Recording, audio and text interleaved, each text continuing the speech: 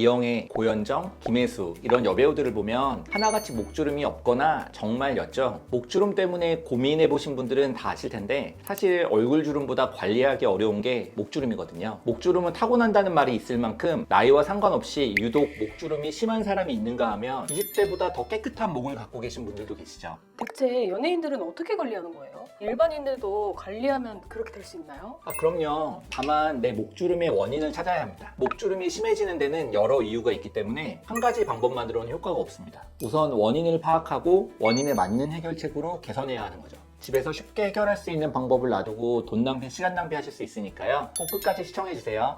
우선은 내 목주름이 어떤 유형인지를 알아야 내 목주름 유형에 딱 맞는 해결책을 찾을 수 있습니다. 원인에 따라 크게 세 가지 유형으로 나뉘는데요. 첫 번째 유형은 가로주름이에요. 이렇게 목골이 찬 것처럼 목 전체에 가로로 길게 생긴 주름 있죠. 많은 분들이 이 가로주름이 나이 때문에 생긴 거라고 생각하시는데 사실은 습관 때문인 경우가 훨씬 많습니다. 목 피부는요, 얼굴 피부보다 50에서 60%는 더 얇습니다. 얇다는 건 그만큼 약하다는 뜻이라 손상되기 쉽다는 뜻이죠. 또 피지선이 거의 없다시피 해서 엄청 건조합니다. 피하 지방도 적고 근육 지지대도 약해서 중력에 의해 처지기가 매우 쉽고요. 이렇게 약하고 예민한 목 피부를 제대로 관리하지 않으면 쉽게 가로주름이 생기는데요. 보통 이렇게 스마트폰을 보기 위해 고개를 푹 숙이는 자세 때문에 목주름이 더 잘 생깁니다. 우리 머리 무게가 5kg 정도인데요. 고개를 45도만 숙여도 목이 받는 하중은 22에서 27kg까지로 늘어납니다. 쌀 한 포대를 목에 이고 다니는 셈이죠. 그 무게로 피부가 계속 접히니까 종이 접듯이 자국이 그냥 고착화되는 거예요. 그래서 가로주름이 스마트폰 자세 때문에 생긴다고 해서 테크넥이라는 별명도 있습니다. 또 높은 베개를 베고 주무시는 분들 많으시죠? 과도하게 높은 베개는 목을 꺾는 상태로 만들어서 목의 앞부분 피부가 접히게 만들어요. 또 옆으로 눕는 자세로 목주름 부위를 장시간 압박해서 주름이 더 깊어지게 만들고요.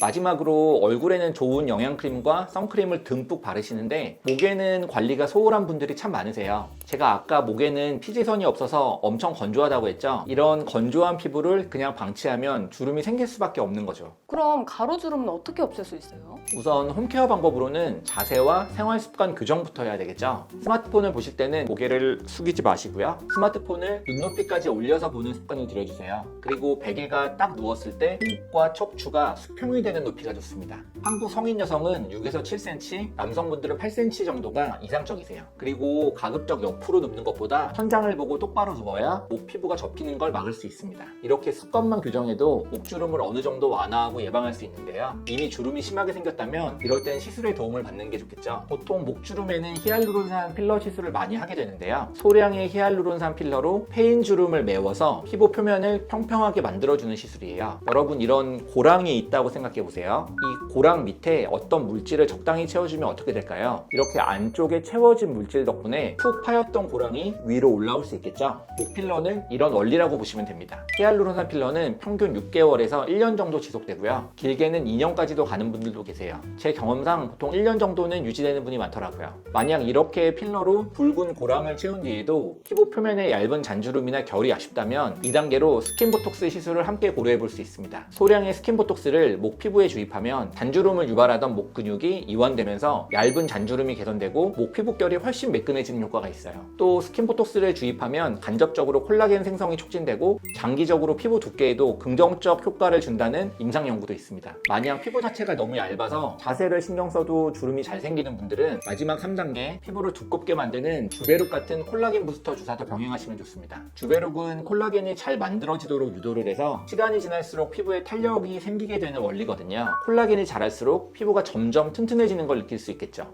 정리하자면 겉으로 드러나는 주름은 필러로 채우고 스킨보톡스로 한 번 더 결 정리를 마치고 마지막 주베룩으로 피부 속부터 튼튼하게 두껍게 만든다면 가로 목주름을 개선할 수 있습니다. 다음으로 세로주름 개선법도 알아볼게요. 이 사진과 같은 주름을 세로주름이라고 하는데요. 사실 세로주름은 피부가 접혀서 생긴 게 아니고 목 앞쪽에 있는 활경근이 돌출되면서 생기는 증상이에요. 젊을 때는 활경근이 목 전체를 이렇게 균일하게 감싸고 있는데요. 노화가 진행되면서 점차 탄력을 잃고 양쪽으로 벌어지게 되거든요. 또 말하거나 표정을 지을 때 과도하게 수축하면서 근육이 바깥으로 툭 튀어나오게 됩니다. 이게 마치 세로 모양의 주름처럼 보이게 되는 거예요. 이런 주름은 근육 문제이기 때문에 필러보다는 근육의 긴장을 완화하는 보톡스가 가장 효과적입니다. 약해진 활경근 가장자리에 보톡스를 주사하게 되면 활경근이 이완되면서 우리가 말하거나 움직여도 튀어나오지 않고 목에 착 달라붙어 있게 됩니다. 목주름 보톡스는 보통 3에서 4개월 정도 지속되는데요. 30, 40대 혹은 50대 초반까지는 세로 목주름 개선에 보톡스가 아주 효과적입니다.